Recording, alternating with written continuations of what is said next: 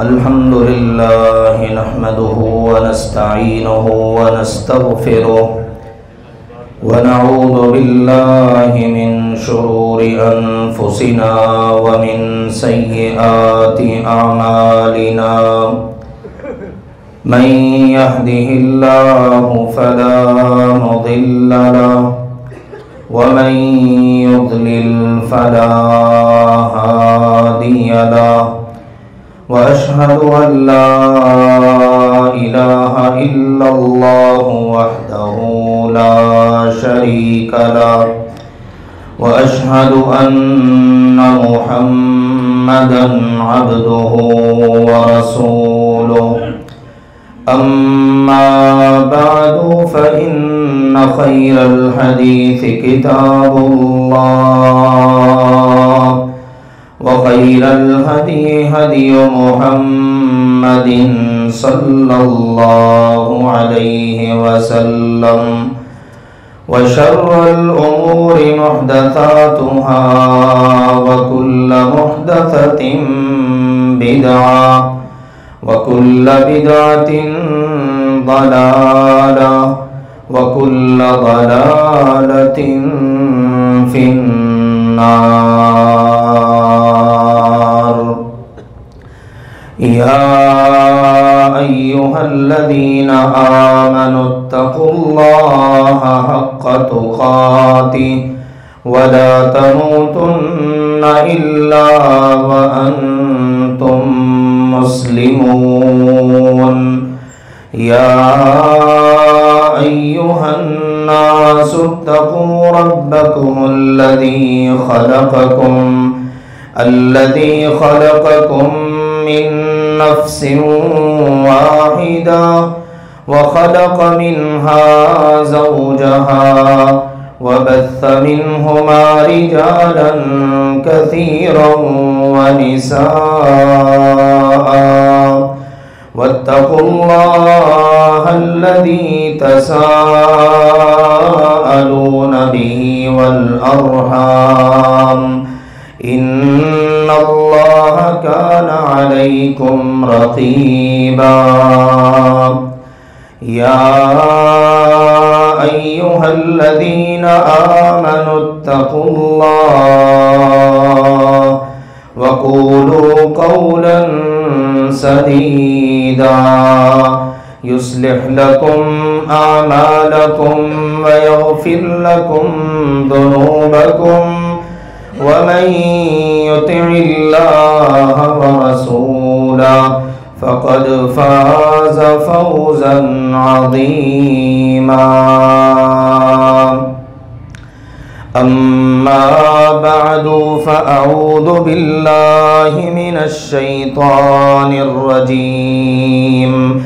بسم الله الرحمن الرحيم. ونفخ في الصور ذلك يوم الوعيد وجاءت كل نفس معها سائق وشهيد. لقد كنت في غفلة من هذا فكشفنا عنك غطاءك فبصرك اليوم حديد. وقال قرينه هذا ما لدي عتيد. ألقيا في جهنم كل كفار عنيد مناع للخير معتد مريب. الذي جعل مع الله إلها آخر فألقياه في العذاب الشديد. قال قرينه ربنا ما أطغيته ولكن كان في ضلال بعيد. قال لا تختصموا لدي وقد قدمت إليكم بالوعيد ما يبدل القول لدي وما أنا بظلام للعبيد وقال سبحانه وتعالى يا أيها الذين آمنوا استعينوا بالصبر والصلاة إن الله مع الصابرين۔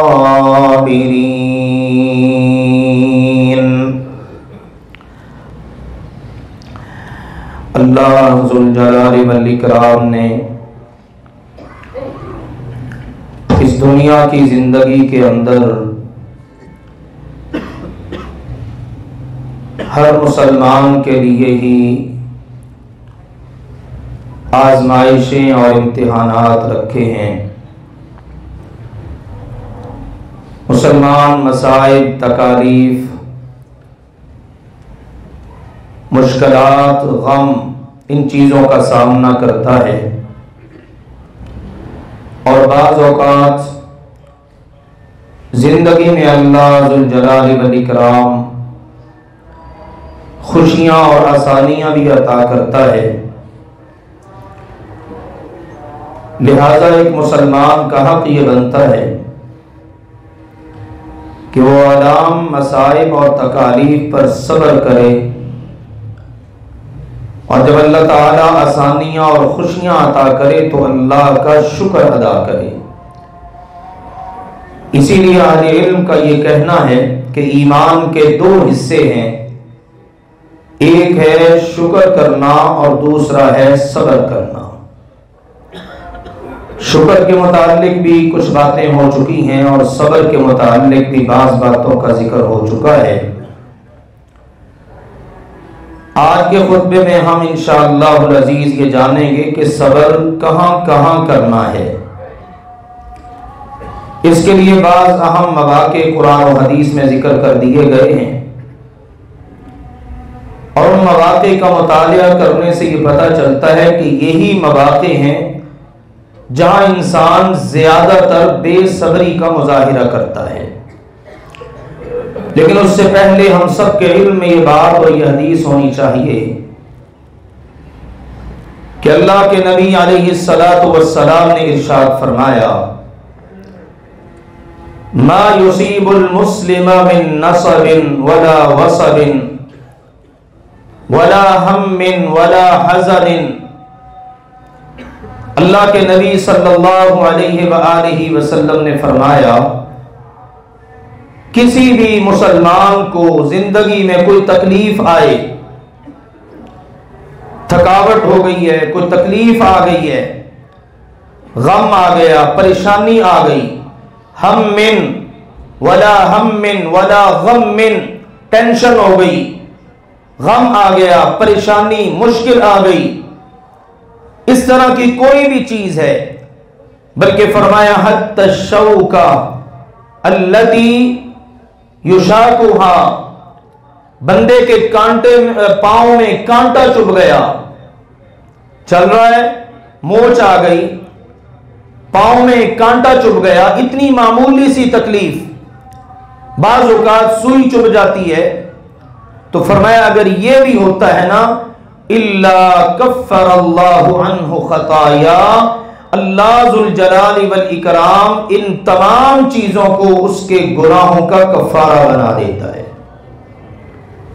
سوئی چبھ گئی، گناہ مٹ گیا، گناہ اللہ نے ختم کر دیا، پاؤں میں موچ آ گئی، ٹھوکر لگ گئی، غم آ گیا، پریشانی آ گئی، تکلیف آ گئی، ٹینشن ہو گئی، بندہ کام کر کر کے تھک چکا ہے، اس طرح سے کوئی بھی اس کی زندگی میں مشکل، پریشانی، تکلیف، شرط یہ ہے کہ اس کا عقیدہ صحیح ہو، وہ مسلمان ہو، وہ مومن ہو، اللہ ان تمام چیزوں کو اس کے گناہوں کا کفارہ بنا دیتا ہے۔ تو اس مسلمان کو چاہیے کہ ہر موقع پر صبر کرے، زندگی میں کوئی بھی مرحلہ آ جائے صبر کا دامن نہ چھوڑے۔ کیونکہ بے صبری کرنا مسلمان کا کام نہیں۔ نبی اکرم صلی اللہ علیہ وآلہ وسلم نے ایسے لوگوں سے اعلان براءت کر دیا، اعلان بیزاری کر دیا۔ ان لوگوں سے فرمایا تعلق نہیں، چونکہ یہ چیز خواتین میں زیادہ ہے تو ان کے حوالے سے بالخصوص کہا، ان خواتین کا ہم سے، ہمارا ان سے کوئی تعلق نہیں کہ جو بے صبری کا مظاہرہ کریں۔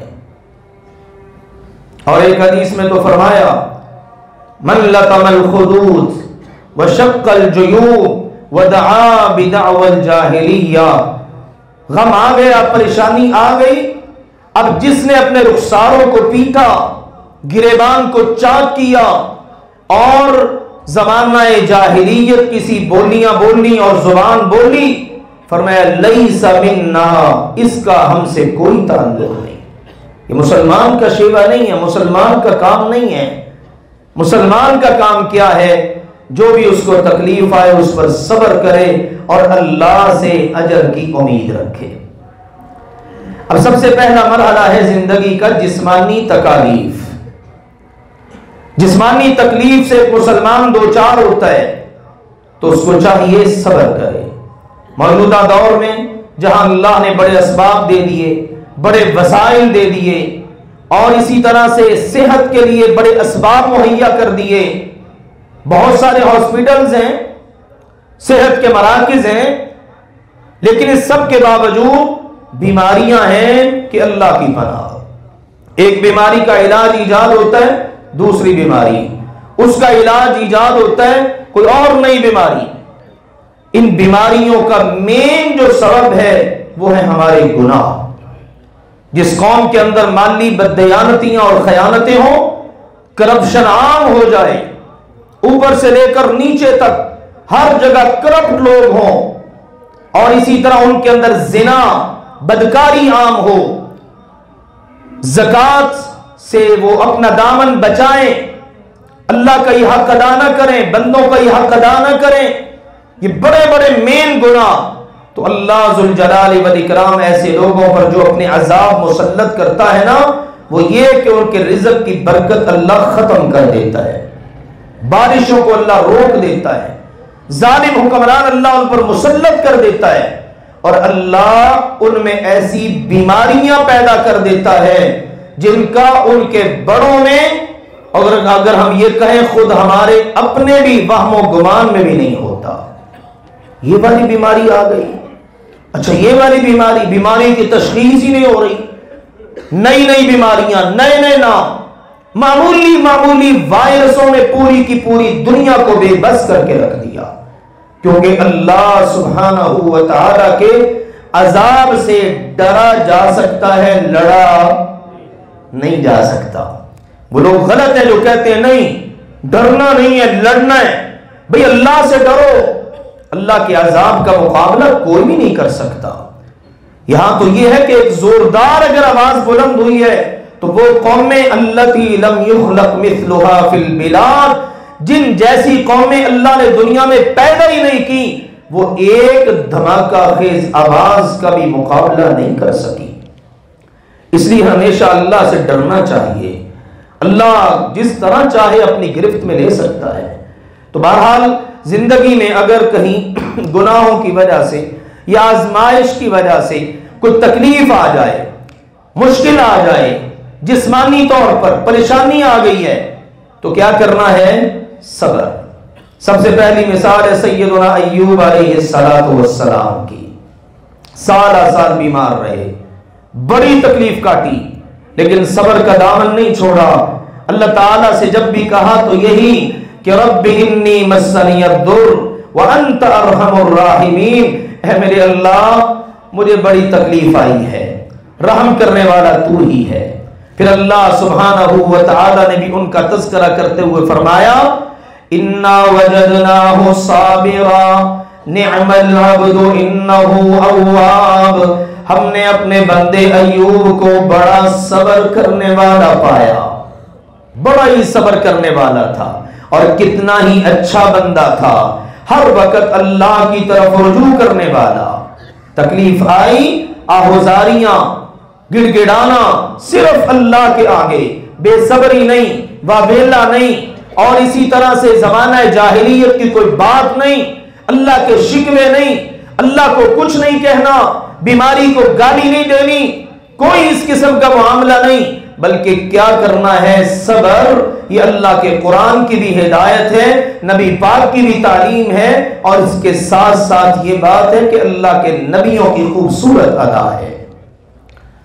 نبی اکرم صلی اللہ علیہ وآلہ وسلم، ان کے عظیم المرتبہ صحابی سیدنا عبداللہ بن عباس، آگے پھر ان کے شاگرد ہیں عطا بن ابی رباح۔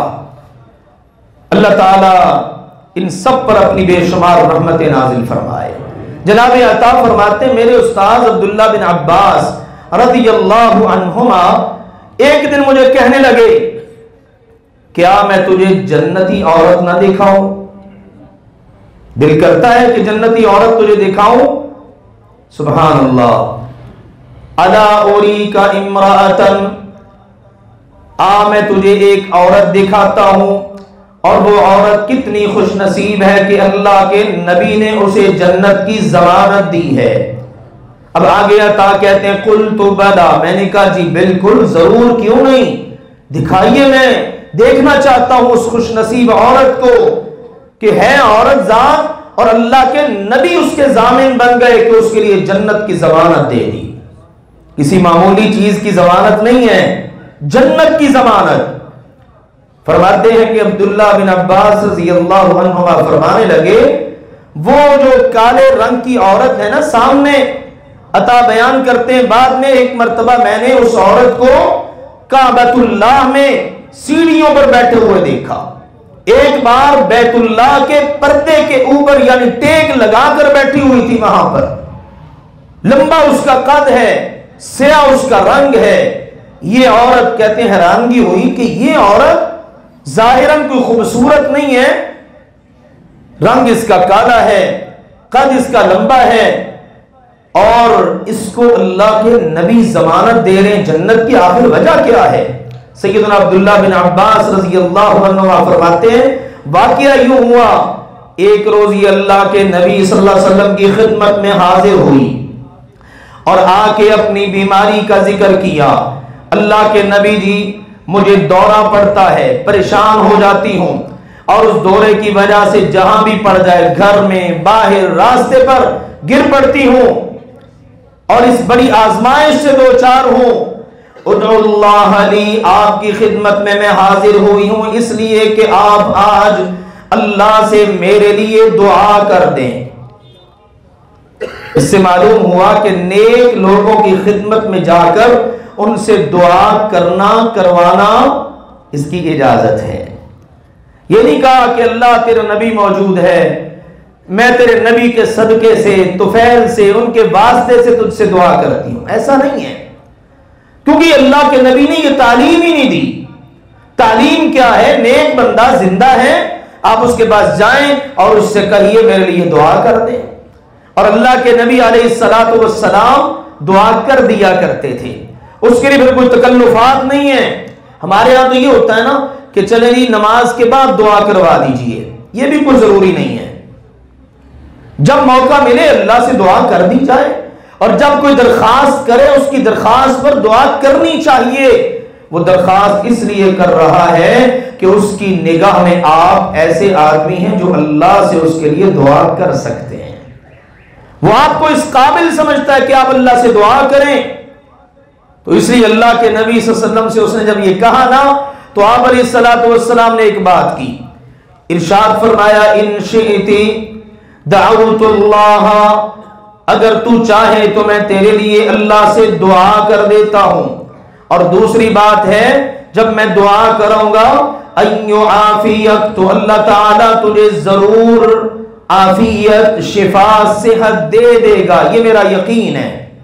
دعا کرنے والے کو یقین ہونا چاہیے اللہ سے جو مانگوں گا اللہ ضرور عطا کرے گا، شک والی بات نہیں، تذبذب والی نہیں، پتہ نہیں سنے گا کہ نہیں، میری تو نہیں سنتا ہی نہیں ہے، یہ بعض لوگوں نے پکا ہی عقیدہ بنا رکھا ہے ہماری سنتا نہیں ہے اور اپنوں کی موڑتا نہیں ہے۔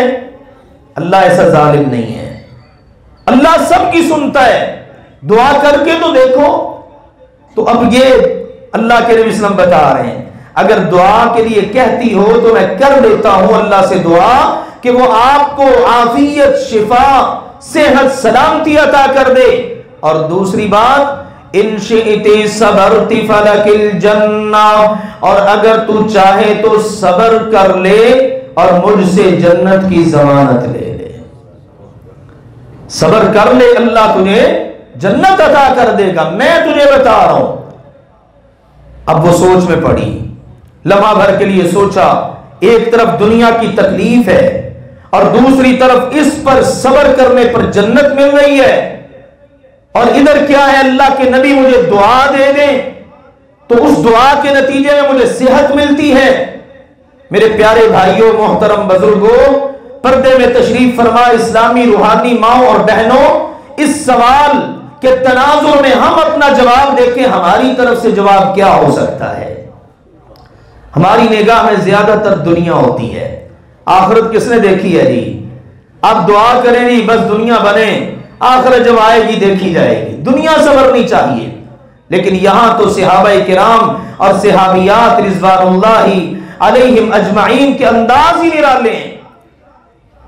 وہ خاتون جنت عرض کرنے لگی اللہ کے نبی جی اتنی بڑی بات ہے، پھر آپ کی خدمت میں میں گزارش کرتی ہوں آپ میرے لیے اس بیماری سے عافیت کی دعا نہ کیجئے، میں صبر کروں گی اور آپ کی زبان مبارک سے اللہ کی جنت کی ضمانت چاہتی ہوں. لیکن ایک بات ضرور ہے اللہ کے نبی جی، جب مجھے دورہ پڑتا ہے تو میں گر جاتی ہوں، بے لباس ہو جاتی ہوں، میرا سطر کھل جاتا ہے، برہنہ ہو جاتی ہوں. اللہ سے یہ تو دعا کر دیجئے دورہ پڑتا ہے تو پڑتا رہے لیکن میں بے پردہ نہ ہوں.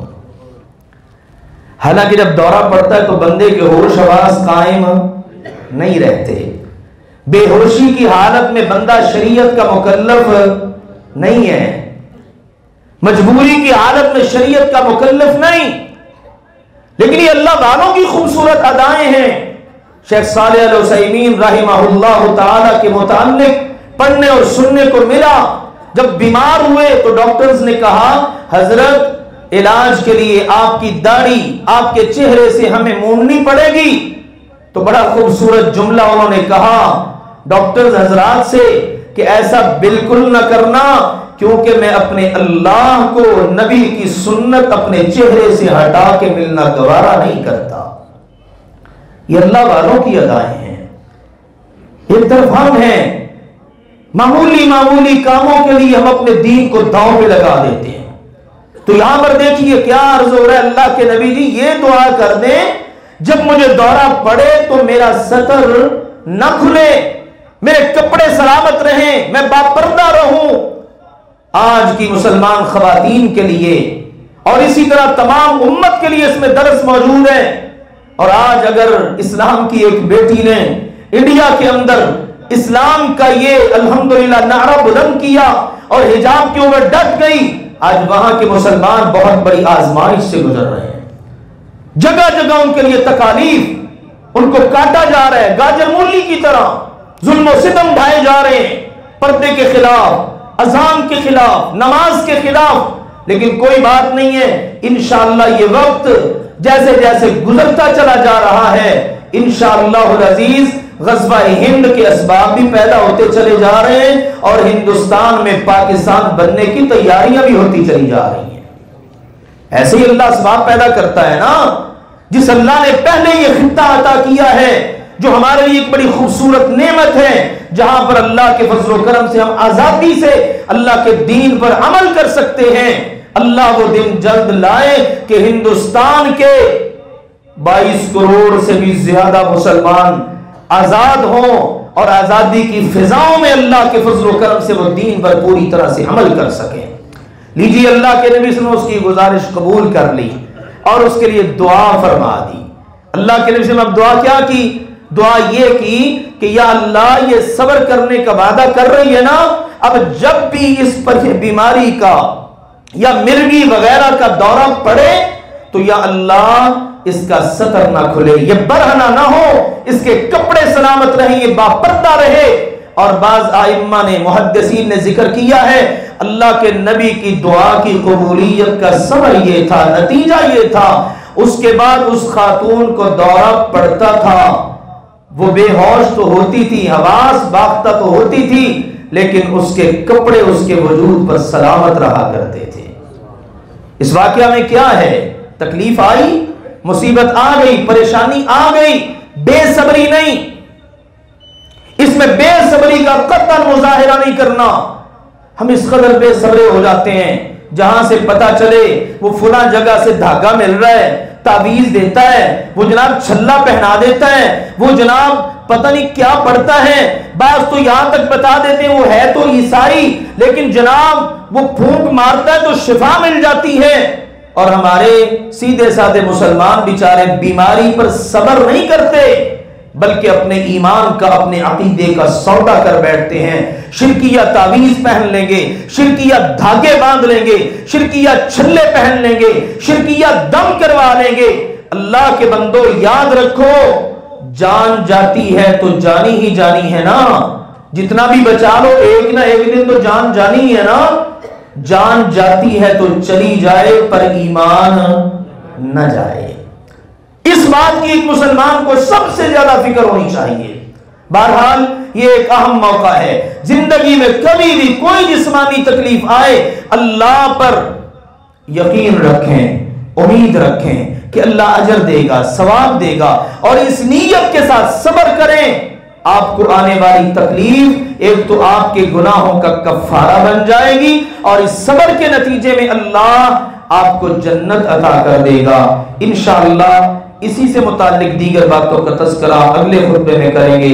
اللہ ذوالجلال والاکرام حق بات سمجھنے، قبول کر کے عمل کرنے کی توفیق عطا فرمائے۔ وآخر دعوانا ان الحمدللہ رب العالمین۔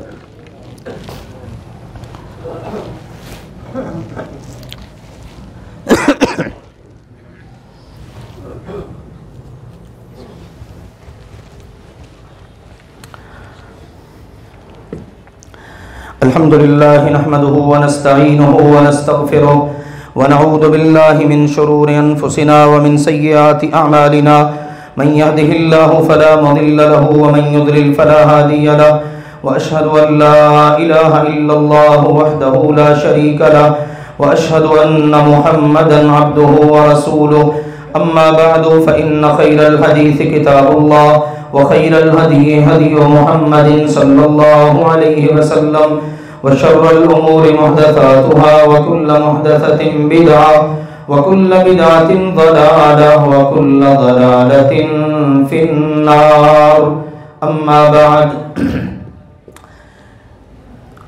یہ رجب کا مہینہ گزر رہا ہے، اس سے پہلے بھی ہم نے اللہ کی توفیق سے اپنی ذمہ داری سمجھتے ہوئے آپ سب احباب کو، سامعین کو بتایا کہ رجب کے مہینے میں کوئی خاص عبادات یا کوئی مذہبی کام، اس قسم کی کوئی چیز قرآن و سنت سے ثابت نہیں ہے۔ بہت ساری چیزیں ہیں جو اس ماہ رجب میں کی جاتی ہیں، بعض لوگوں کا ذہن یہ تک بن چکا ہے کہ اس میں اجر زیادہ ہے، ثواب زیادہ ہے، لہذا اس مہینے میں زکوٰۃ ادا کر دی جائے۔ ایسا کوئی عمل شریعت مطہرہ میں ثابت نہیں ہے۔ اور بھی اسی طرح کے کئی کام، بعض دنوں کے روزے رکھے جاتے ہیں، بعض راتوں میں مخصوص انداز میں نمازیں پڑھی جاتی ہیں۔ اسی طرح سے 22 رجب اور 27 رجب ان کے ایام اور ان کی راتوں کو بڑا اہم سمجھا جاتا ہے۔ 22 رجب کو خاص طور پر اور یہ کہا جاتا ہے کہ 22 رجب کے کنڈے کرنے کا اہتمام کیا جائے، جبکہ یہ چیز شریعت میں بالکل ثابت نہیں ہے، نہ قرآن پاک کی کسی آیت میں، نہ حدیث میں، نہ ہی اسی طرح سے سلف صالحین سے۔ اس کے لیے بس ایک من گھڑت قسم کی ایک داستان بنائی گئی، اور اس داستان کا نام بھی ہے داستان عجیب، اور اس میں ایک وزیر کا، بادشاہ کا، لکڑہارے کا لمبا چوڑا تذکرہ کیا گیا۔ خلاصہ اس کا یہ ہے کہ وزیر کی بیوی نے 22 رجب کے کنڈے کرنے کا انکار کیا تو اللہ تعالی کی طرف سے آزمائش اتری کہ وزیر اور وزیر کی بیوی وہ دونوں جیل میں چلے گئے۔ جیسے ہی انہوں نے وہاں پہنچ کر 22 رجب کے کنڈوں کو مان لیا، اللہ نے ساری تکلیفیں ان کی ختم کر دی۔ یہ اس قسم کی باتیں اور اس قسم کے انداز سے لوگوں کے جذبات سے کھیل کر لوگوں کو ان چیزوں کی طرف مائل کیا جاتا ہے، تو میرے عزیزو ایسا کوئی بھی کام قرآن و حدیث میں ثابت نہیں ہے۔ 22 رجب کے کنڈے جس انداز میں بھرے جاتے ہیں، یہ حقیقت بات یہ ہے کہ سیدنا معاویہ رضی اللہ تعالی عنہ ان کی وفات کا یہ دن ہے، اور دشمنان صحابہ، دشمنان سیدنا معاویہ رضی اللہ تعالی عنہ یہ میٹھی چیزیں پکا کر اور اس انداز میں کہ 22 رجب کے کنڈے کرتے ہیں۔ منسوب کیا جاتا ہے سیدنا امام جعفر صادق رحمہ اللہ تعالی کی طرف کہ ان کی وفات کا دن ہے، انہوں نے کہا کہ میرے نام سے یہ نظر کرو، جبکہ ایسی کوئی بات نہیں ہے، پیچھے سازش یہ ہے، لہذا اس سے ہر مسلمان کو اپنا دامن بچانا چاہیے۔ اللہ کے لیے صدقہ کرنا ہے، نظر نیاز کرنی ہے، آپ نے خیرات کرنی ہے، آپ نے کوئی عبادت کرنی ہے، اس کے لیے کوئی ایسا دن مخصوص نہیں ہے۔ ان سازشوں کو ہمیشہ سمجھا کریں اور ذہن میں رکھا کریں اور ان سے اپنا دامن بچایا کریں۔ جو کام بھی کرنا ہے بس صرف اپنے اللہ سبحانہ و تعالی کی رضا کے لیے کرنا ہے۔ ہم سے کوئی ایسی بدعت، کوئی ایسی رسم، کوئی خرافات میں سے کوئی ایسا عمل نہ ہونے پائے کہ جس سے ہمارا اللہ ناراض ہو جائے۔ لہذا 22 رجب کے کنڈوں سے بھی اجتناب، اور اسی طرح سے پھر آگے 27 رجب ہے، وہ شب معراج ہے، پھر لمبی چوڑی اس کی عبادات ہیں، پھر اس کے بعد 27 رجب کا روزہ رکھنا ہے۔ ایسا کچھ بھی شریعت مطہرہ میں ثابت نہیں ہے۔ اللہ تعالی ہمیں سنت کے مطابق زندگی گزارنے کی توفیق عطا فرمائے۔ بیماروں کے لیے دعا کی درخواست ہے۔ اسی طرح سے ہمارے انتہائی معزز و محترم جن کے لیے ہم نے گزشتہ جمعہ دعا بھی کی، ہم سب کے مشفق مہربان استاذ اور مربی، اور اس وقت تجوید و قرات کی دنیا میں جن کا نام تھا، میری مراد محترم قاری محمد ادریس العاصم، اب پچھلی بار ہم نے کہا تھا حفظہ اللہ تعالی، اور آج کہہ رہے ہیں رحمہ اللہ تعالی۔ اللہ کا فیصلہ ہے، وہ وفات پا چکے ہیں، اور یہ جو ان پر تکلیف آئی کہ ان کا وجود، ان کا جسم جل گیا، انشاءاللہ ہم اللہ پر یقین رکھتے ہیں کہ جو بندہ صاحب الحریق ہوتا ہے، جل کر فوت ہونے والا ہوتا ہے، اللہ اس کو بھی شہادت کے مرتبے پر فائز فرما دیتا ہے۔ اللہ ہمارے ان بزرگوں کو، ہمارے ان استاذ محترم کو اللہ شہادت کے بلند مرتبے پر فائز فرمائے۔ اللہ نے موقع دیا، جنازے میں شرکت کی، الحمدللہ بہت سارے علماء اور ان کے شاگردوں نے مینار پاکستان نماز جنازہ ادا کی۔ ہماری دعائیں ان کے ساتھ ہیں، انشاءاللہ تعالی موقع ملے گا تو ہم انشاءاللہ کسی وقت ان کی غائبانہ نماز جنازہ بھی ادا کر دیں گے۔ اس وقت درخواست ہے بیماروں کے لیے دعا کی، اور اسی طرح سے ایک خوشخبری ہے، ہمارے استاذ محترم حافظ زاہد احمد صاحب حفظہ اللہ تعالی، ان کی کلاس ہے عبداللہ بن عباس، ان کی کلاس کے ایک بچے سبحان ارشد نے الحمدللہ اپنا حفظ قرآن مکمل کر لیا ہے۔ یاد رہے کہ یہ بچہ یتیم ہے، اللہ تعالیٰ کے فیصلے ہیں کہ آج اس کا باپ اس کے سر پہ نہیں ہے، لیکن الحمدللہ وہ قرآن پاک مکمل حفظ کر کے انشاءاللہ اپنے باپ کے لیے صدقہ جاریہ بن چکا ہے۔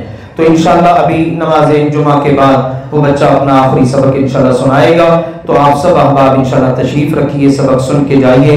اس کے ساتھ ساتھ 26 فروری کے پروگرام کو انشاءاللہ ذہن میں رکھیے، اور 26 فروری کو نماز عشاء سب احباب یہاں پر انشاءاللہ ادا فرمائیں، 10 حفاظ کرام، اور اسی طرح سے 16 پوزیشن ہولڈرز طلبہ، اور اسی طرح سے 17 وہ طلبہ جنہوں نے مشکوہ شریف کو مکمل کیا ہے، ان کے اعزاز میں الحمدللہ یہ تقریب منعقد ہونے جا رہی ہے 26 فروری بروز ہفتہ نماز عشاء کے بعد۔ مزید اس کے متعلق انشاءاللہ اگلے جمعے بات ہوگی۔